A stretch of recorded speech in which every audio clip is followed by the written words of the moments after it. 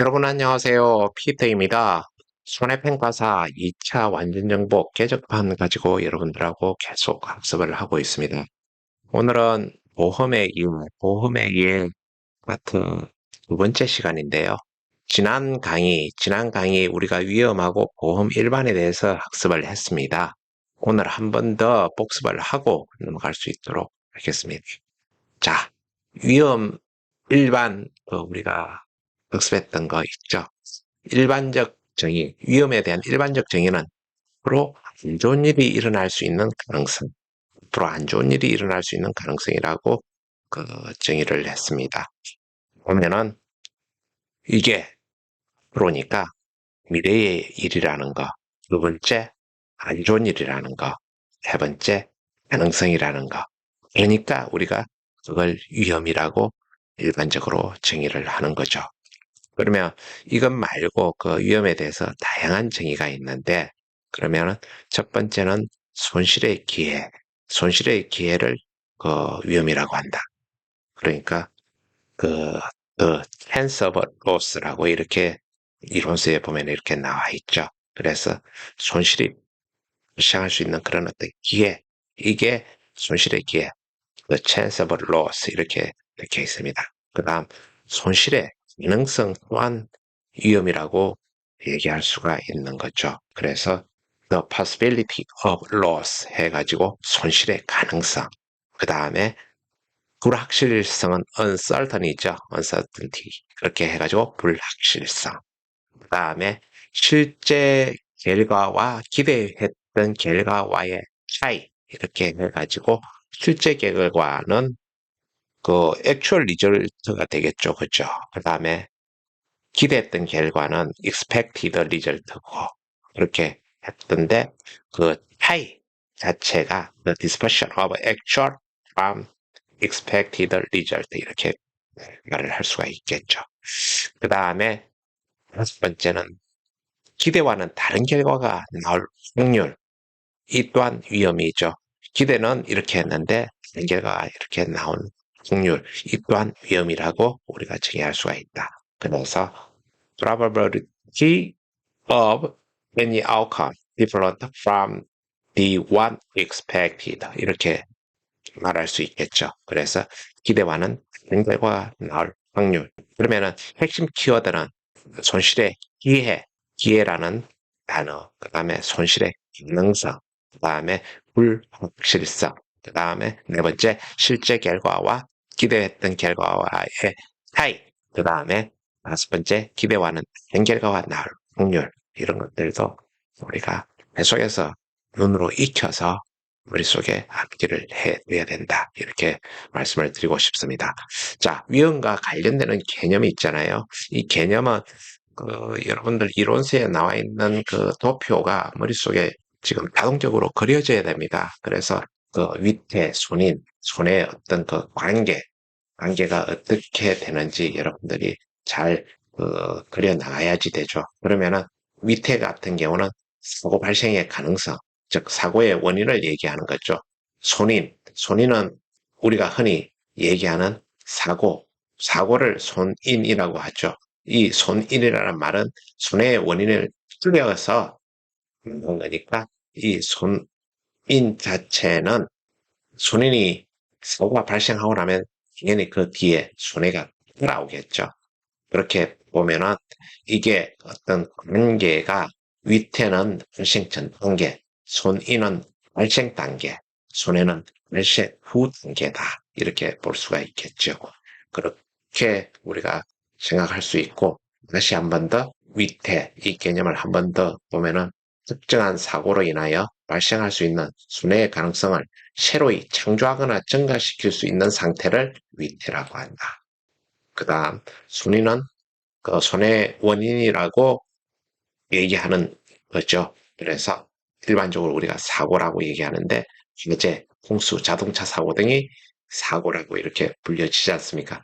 당연히 화재, 홍수, 자동차 사고 있고 난 다음에는 그 물리적으로, 경제적으로, 정신적인 손해가 발생하는 거죠. 그래서 이 손인의 결과, 사고의 결과로 발생하는 것이 손해다. 그래서 가치의 감소를 의미한다. 이렇게 이해를 하시면 되겠습니다. 그 다음, 위험을 우리가 어떻게 분류를 하는데, 지금 현재 아래쪽에 보면은 한 5가지 정도로 분류를 하고 있잖아요. 이 분류가 중요한 이유가 있습니다. 위험이 지니는 속성에 따라 보험이라는 사회적, 경제적 정치를 통해 증가할 수 있는지 판가름하기 때문이다. 그렇습니다. 자, 그러면은 위험을 분류하는 방법 한번 보시자고요. 그 다음에 여기 분류를 해놓고 우리가 보험에 그 적합한 보험에 적합한 그런 어떤 내용들, 위험들이 어떤 것이 있는지도 이 학습을 해 볼 수 있도록 하겠습니다. 지금 위험을 분류하는데 첫 번째는 위험 속성의 측정 가능 여부에 따른 분류가 있고 두 번째는 위험 속성의 손실과 이득의 어떤 공존 여부에 따라서 분류한 게 있고 그 다음 발생 범위나 발생 규모의 시간에 따른 변화 여부에 따라서 분류한 게 있고 그 다음에 위험이 미치는 범위의 넓고 좁음에 따라서 또 분류를 한 게 있습니다. 그리고 마지막으로는 보험자의 책임 부담 여부에 따라서 분류한 게 있습니다. 그러면 각각 세세하게 우리가 파고들어서 한번 보겠습니다. 위험 속성의 측정 가능 여부에 따라서 어떻게 객관적 위험하고 주관적 위험, 객관적 위험하고 주관적 위험 두 가지로 구분을 할 수 있는데 객관적 위험은 확률, 표준 편차 등을 통해 측정이 가능한 위험이다. 그 다음에 주관적 위험은 개인의 특성에 따라 평가가 달라져 측정이 곤란한 위험이다. 이렇게 되는데 보험에 적합한 위험은 객관적 위험입니다. 그 다음 두 번째, 순수 위험하고 기적 위험이 있는데 이것은 손실과 이득의 어떤 공존 여부에 따라서 분류한 것이죠. 그래서 순수 위험 같은 경우는 손실만 있고 기회는 없. 지금 이게 순수 위험입니다. 그 다음에 투기적 위험은 손실과 이득의 기회가 공존하는 그런 어떤 위험을 투기적 위험이라고 하는데 실제 순수 위험 같은 경우는 손실만 있고 기회는 없는 그래서 이득의 범위는 제로고 오로지 손실은 마이너스 무한대까지 갈 수 있는 그런 것들이죠. 그 순수 위험의 종류에는 재산 손실 위험, 간접 손실 위험, 배상 책임 위험, 인적 손실 위험 이런 것들이 있습니다. 이런 것들 세세하게 그 이론서에 나와 있는 그 내용들 여러분들 예를 들어서 서술에 놓은 내용들 각 그 참고를 해주시고 투기적 위험 같은 경우는 손실과 이득의 기회가 공존하는 위험인데 이득의 범위 자체도 플러스 무한대 그 다음에 손실도 마이너스 무한대까지입니다. 그래서 지금 순수 위험하고 투기적 위험 중에서 보험에 적합한 위험은 순수 위험이다. 이렇게 보시면 될 것 같습니다. 그 다음에 정태적 위험하고 동태적 위험인데 이것은 발생 범위나 발생 규모가 시간에 따라 변하는지 여부에 따라서 분류를 해 놓은 거죠. 구분한 거. 그래서 정태적 위험 같은 경우는 시간의 경과에 따라 성격이나 발생 정도가 크게 변하지 않는 위험. 이걸 정태적 위험이라고 하죠. 그래서 화산, 지진 이런 것들이 정태적 위험에 속한다. 그 다음에 동태적 위험은 시간의 경과에 따라 성격이나 발생 정도가 변하여 예상하기 어려운 그런 위험. 이걸 동태적 위험이라고 하지 않습니까? 소비자의 어떤 기호 변화, 그 다음에 환율 변동, 기술 변화, 이런 것들이 동태적 위험인데, 실제 보험에 적합한 위험은 정태적 위험이다. 그 다음에 위험이 미치는 범위가 넓으냐, 좁으냐에 따라서 특정적 위험하고 기본적 위험, 이렇게 나누죠. 특정적 위험을 한정적 위험이라고도 하고, 기본적 위험을 근원적 위험이라고도 합니다.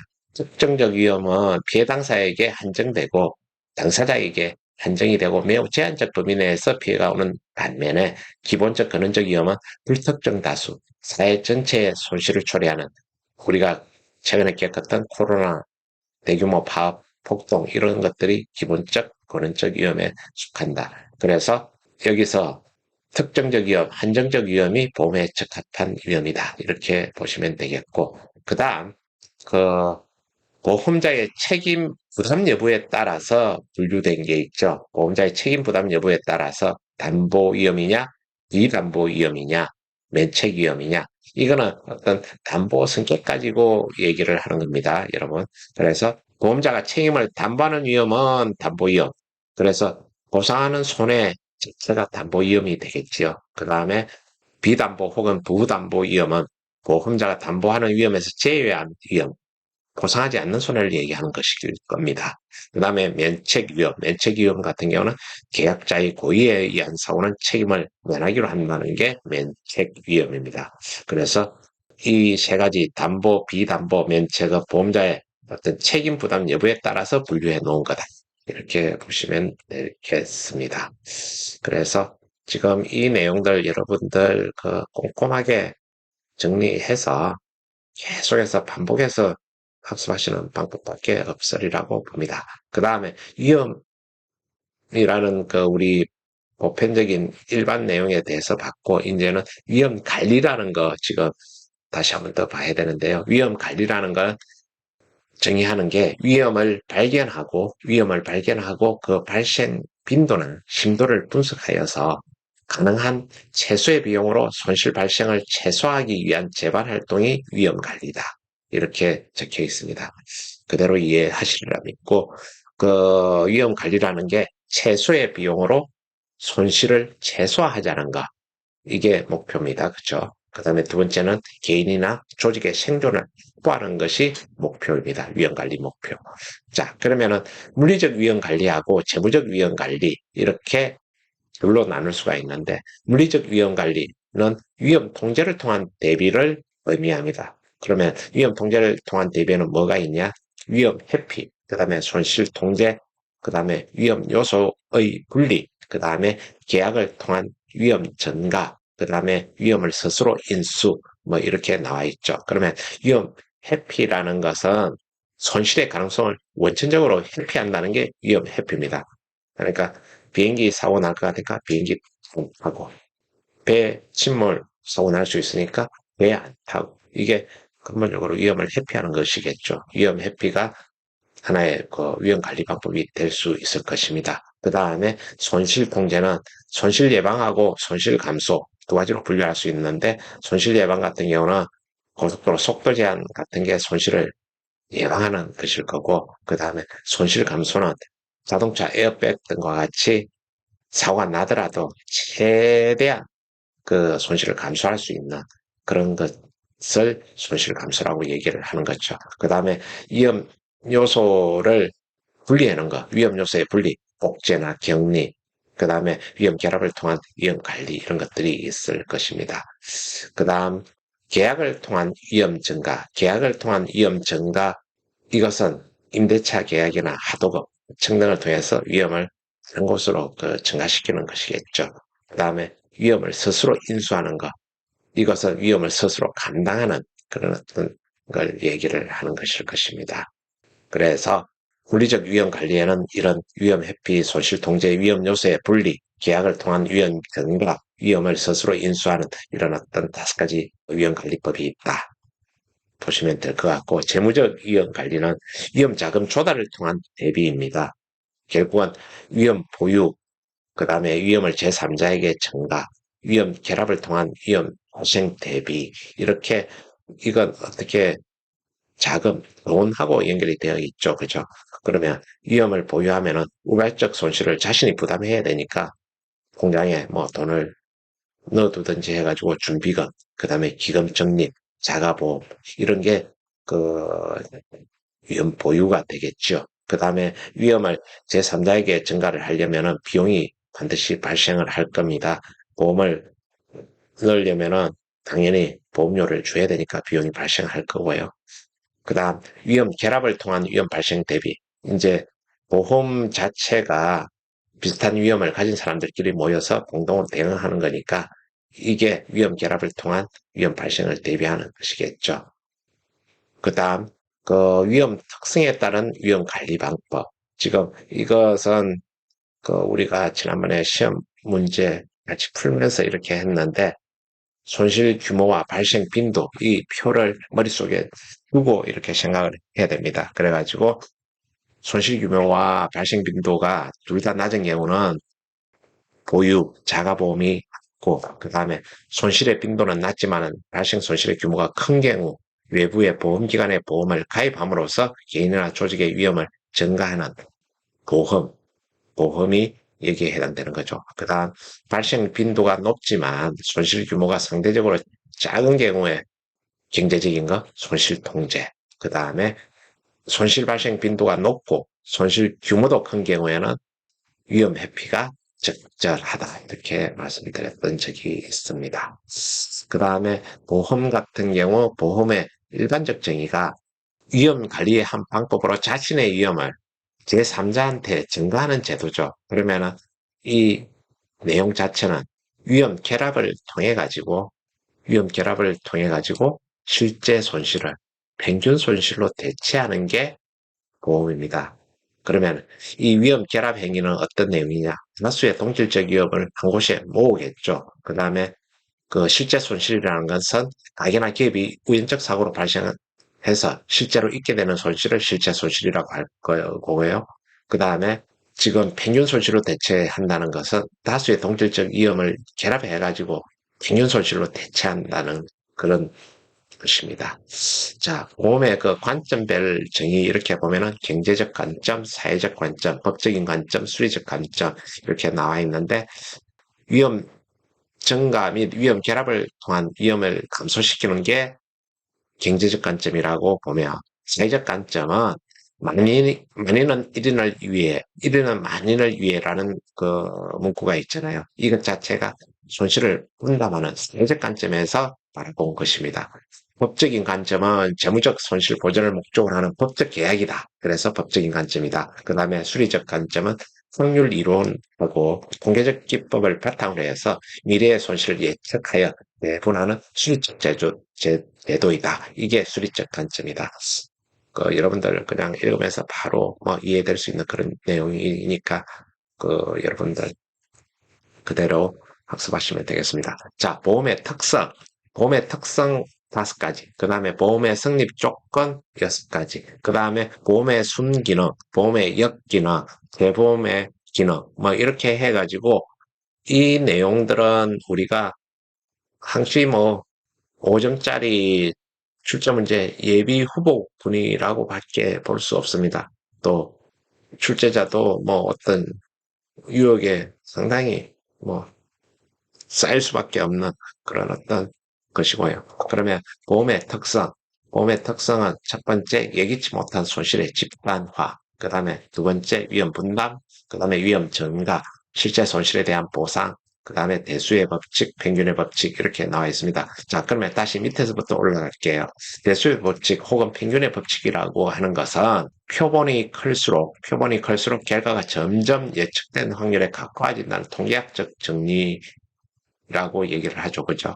그래서 계약자가 많을수록 보험자는 정확하게 손실을 예측할 수가 있을 겁니다. 그래서 대수의 법칙, 그 다음에 실제 손실에 대한 보상, 손실을 원사 회복하거나 교체할 수 있는 금액으로 공정 보상을 통해 이익을 보는 경우가 없는 게 보험의 특성입니다. 그 다음에 위험 증가, 빈도는 낮지만 규모가 커서 스스로 부담하기 어려운 위험을 보험자에게 증가하여 위험에 보다 효과적으로 대응하는 게 위험 증가입니다. 그 다음에 위험 분담, 그 집단화를 통해서 집단화 분담을 의미하는 거잖아요. 그래서 손실 회복을 보다 용이하게 하는 그런 특성을 가지고 있고. 그 다음, 예기치 못한 손실의 집단화. 예상한 손실이 아니라 예기치 못한 손실의 집단화를 얘기하는 거죠. 그래서 계약자나 피보험자의 고의적인 손실은 보상에서 제외하고 실제 손실을 평균 손실로 대체하고 동종의 손실이거나 그와 비슷한 것이어야 합니다. 그래서 예기치 못한 손실을 집단화하는 그런 어떤 특성이 있다. 그 다음 보험의 성립 조건입니다. 보험의 성립 조건은 손실의 우연적 발생, 그러니까 순수하게 우연적으로 발생해야 된다는 것. 그 다음에 동질적 위험의 다수가 존재해야 된다는 것. 발생의 빈도와 피해 규모가 같거나 유사한 위험을 의미합니다. 그 다음 긍정적 손실이라는 것. 피해 원인과 발생 시간, 장소 및 피해 정도 등을 명확하게 판별할 수 있고 측정할 수 있어야 하는 위험이다. 그 다음에 경제적으로 부담 가능한 보험료여야 한다. 그 다음에 손실의 규모가 지나치게 크지 않아야 하는 비재난적 손실이어야 한다. 그 다음에 확률적으로 계산 가능한 손실이어야 한다. 즉, 손실 발생 확률을 추정할 수 있는 위험이어야 한다는 것이죠. 그래서 보험의 성립 조건 6가지. 손도한 씨 경비를 확 줄여 성조기 6개를 삽시다. 이런 팁도 같이 우리가 공유를 했습니다. 그랬고, 보험의 순기능 같은 경우는 투자 불신으로 안전하게 손실을 해보겠다. 이런 그 팁도 있었잖아요.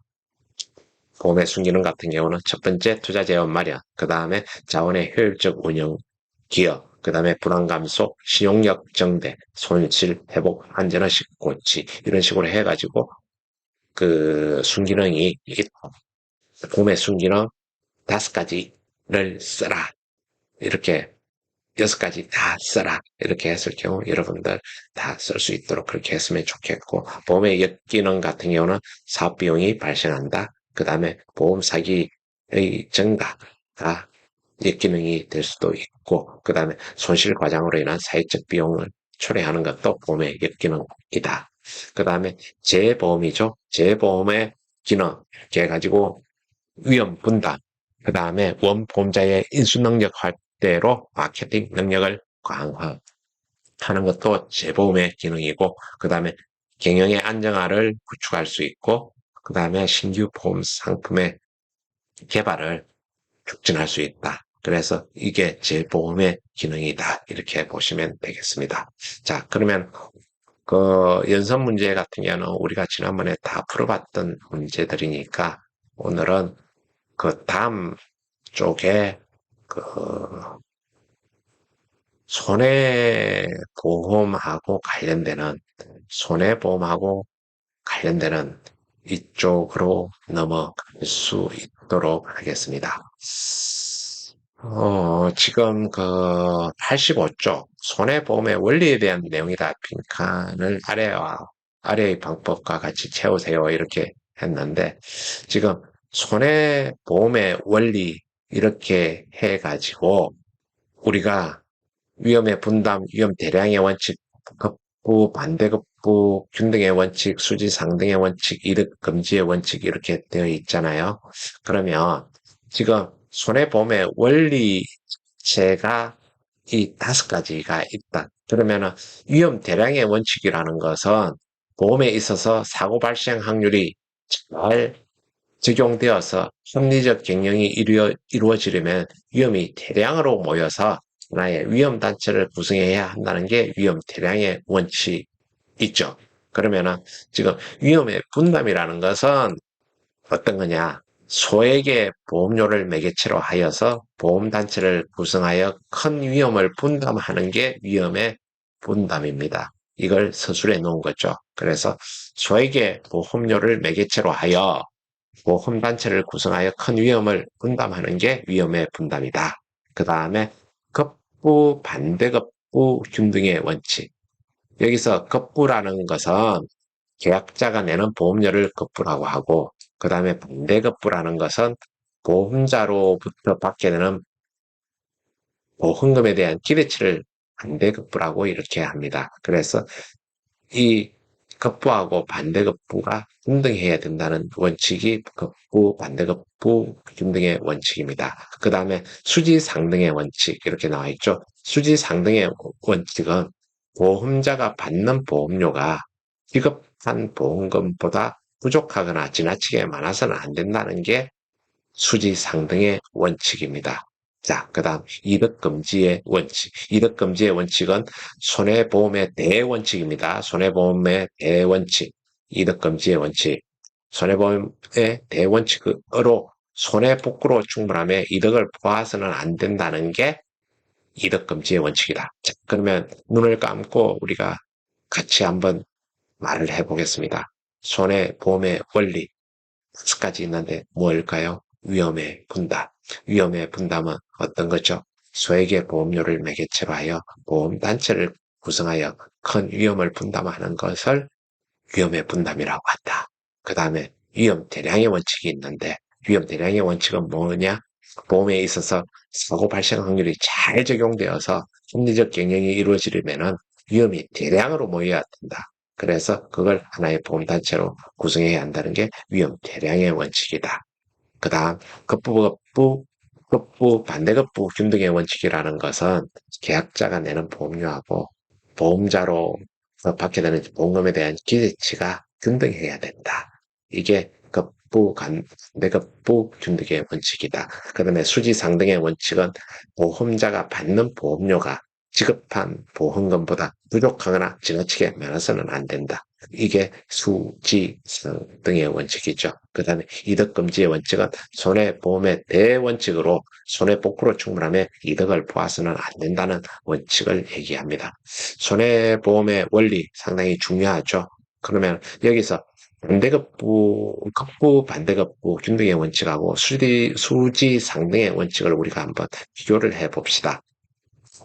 지금 반대급부 균등의 원칙의 의미는 우리가 위에서 봤던 대로 급부라는 것은 계약자가 내는 보험료, 반대급부는 보험자로부터 받게 되는 보험금의 기대치를 의미를 했죠. 그러면은 이 급부 반대급부 균등의 원칙의 세부 내용은 위험 집단 구성은 각자가 부담하는 보험료는 지급 보험금의 그 사고 발생의 확률을 곱한 금액하고 같다는 의미입니다. 그러니까 그 보험료는 그 지급한 보험금하고 사고 발생 확률을 곱해서 나온 것하고 같아야 한다는 그런 내용이죠. 이것은 실제 관점적으로는 계약자 개개인의 관점에서 본 원칙이고, 그 다음에 수지 상등의 원칙 같은 경우는 계약자 전체의 관점에서 본 보험 수리적인 원칙인데요. 여기서 수지할 때 수는 보험자가 받아들이는 수입, 보험료 수입 얘기하는 거죠. 그 다음에 지는 지출하는 보험금 지출에 대한 것을 얘기하는 거고, 그래서 보험자가 받아들이는 수입 보험료의 총액과 사고 시 지급하는 지급보험금의 총액이 같아져야 한다는 그런 의미입니다. 그 아래쪽에 식이 나와 있는 그대로 여러분들이 이해를 하시면 될 거고, 결국은 한쪽에 너무 반대급부 균등의 원칙도 마찬가지고 수지상등의 원칙도 마찬가지고 한쪽에 기울어서는 안 된다. 그래서 평행을 유지하는 그런 어떤 식이 되어야 된다. 이걸 얘기하는 것일 겁니다. 그 다음에 그 손해보험 계약의 법적 특성 이렇게 해가지고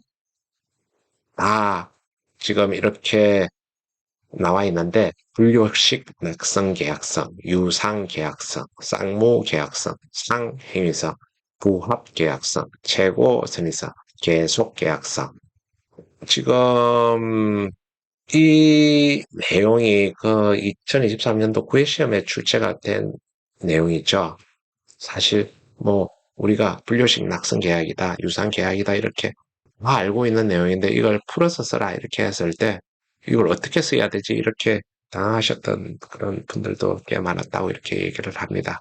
근데 이제 이런 것들도 계속해서 그 예전에는 뭐 배머리 글자만 뭐 따서 뭐 쌍계사에 있는 부의 불상은 최고다 뭐 이런 식으로 해서 했는데 지금 출제자가 의도하는 자체는 어떤 지식의 어떤 특정을 하기 위해서 이런 문제를 출제하였는지는 모르겠지만은 조금 채점하기 쉬우려고 이렇게 한 건지 안 그러면 이 말을 세세하게 다 이해하고 있는지 어떤 것을 측정하기 위한 문제였는지는 저는 사실 잘 모르겠어요. 그렇지만 뭐 출제자 마음대로 출제하는 거니까 우리가 뭐 거기에 대해서 이 내용에 대해서 서술을 하라고 그러면 서술할 수밖에 없는 상황이니까 이런 것들도 천천히 우리가 조심해서 이렇게 서술을 해야 된다. 그러면은 한번 보고 넘어가겠습니다. 손해보험 계약의 법적 특성 해가지고 분류식 낙성 계약 이렇게 되어 있는데 분류식이라는 건 특별한 욕식 행위를 요구하지 않는다. 그 다음에 낙성 계약성은 일방의 청약과 일방의 승낙으로 계약이 이루어진다. 그렇게 해서 낙성 계약이다. 그 다음에 불요식이다. 불요식이다. 이거는 우리가 뭐 계약을 했다 그래 가지고 손해보험 계약을 했다 그래 가지고 뭐 어디 등기소 와서 등기하는 그렇게 하는 그 요식행위를 요구하는 그런 게 아니라는 그런 뜻이 여러분들 생각해야 됩니다. 그래서 그러한 특별한 요식의 행위를 요구하지 않는다는 그런 뜻으로 불요식을 이해를 하시면 되겠다. 그 다음에 유상계약성은 계약자의 보험료 지급과 보험자의 보험금 지급을 약속하는 서로 유상계약인 거죠. 그래서 서로 비닐스하는 그런 계약이다. 그렇게 해서 유상계약성. 그 다음에 상무계약성이라는 거는 계약자는 보험료 납부 의무, 보험자는 손해배상 의무, 이렇게 서로 의무를 진다. 그 다음에 아까 상행위하고 거의 뭐 비슷한 내용으로 봐야 안 되겠습니까? 상행위임의 영업행위이다. 그렇게 보시면 되겠고, 그 다음에 부합계약성은 당사자 일방이 만들어 놓은 계약 조건에 상대방 당사자는 그대로 따르는 계약이다. 그러니까 그 약관 같은 것들이 정해져 있는데, 그럴 거면 따르고, 안 따르면 보험 가입을 안 하면 되는 거죠. 그래서 부합계약성이다. 그 다음에 해고선이서 보험자가 사고 발생 위험을 직접 관리할 수 없기 때문에 신의성실의 원칙이 중요합니다. 그래서 재고 선의성이 요구된다. 이렇게 보시면 되겠습니다. 그 다음에 계속계약성은 손해보험계약은 한때 한 번만의 법률 행위가 아니라 일정 기간에 걸쳐서 당사자 간의 권리 의무 관계를 존속시키는 법률 행위를 얘기합니다. 그래서 계속계약성이다. 이렇게 얘기를 하고 있습니다. 자, 그 다음 보험증권의 의미 및 내용과 법적 성격입니다.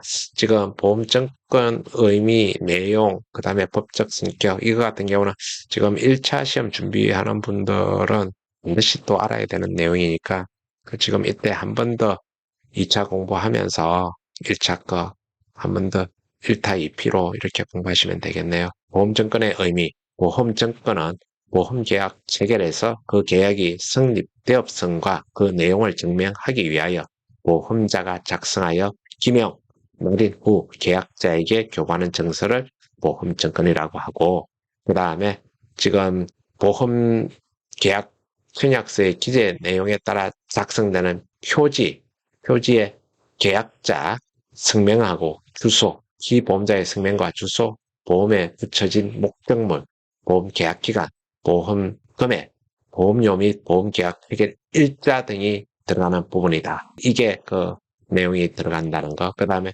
보험자가 보상하는 손해와 보상하지 아니하는 손해 등의 계약 내용이 인쇄된 보통 보험 약관이다. 이렇게 보시면 되고, 일단 특별 조건을 더 부과하거나 삭제할 때 쓰이는 특별 보험 약관으로 구성되어 있다. 그러니까 보통 보험 약관하고 특별 보험 약관으로 구성되어 있는데 그 안에 기재되는 내용은 그 이러이러하다 이런 내용들 나와 있지 않습니까? 그래서 그 내용들까지 이렇게 보시면 되고 법적 성격은 유상, 면, 정, 요 뭐 이렇게 해가지고 예전에 많이 외웠지 않습니까?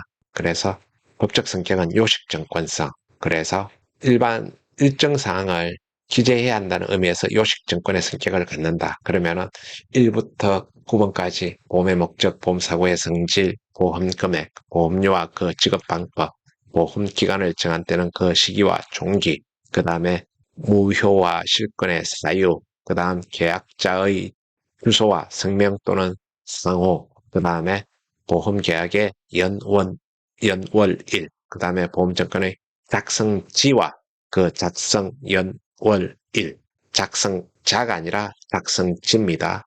보험증권의 작성지와 그 작성 연월일, 이게 요식증권성하고 관련되는 내용. 그 다음에 정권성은 보험계약의 성립을 증명하기 위해 발행하는 증거증권이다. 그 다음에 면책증권.